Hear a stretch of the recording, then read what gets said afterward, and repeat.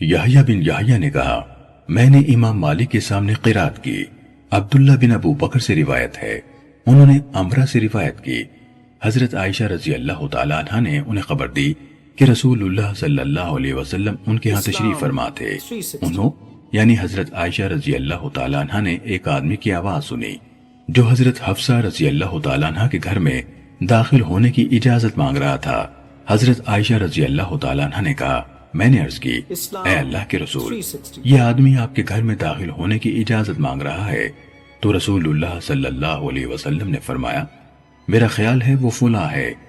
حفصہ رضی اللہ تعالیٰ عنہ کے رضائی چچا کے بارے میں فرمایا عائشہ رضی اللہ تعالیٰ عنہ نے عرض کی اے اللہ کے رسول، اگر فلاں، انہوں نے اپنے ایک رضائی چچا کے بارے میں کہا، زندہ ہوتا تو وہ میرے گھر میں آ سکتا تھا؟ رسول اللہ صلی اللہ علیہ وسلم نے جواب دیا ہاں، بلا شبہ رضاعت ان تمام رشتوں کو حرام کر دیتی ہے جن کو ولادت حرام کرتی ہے۔ صحیح مسلم حدیث نمبر 3568۔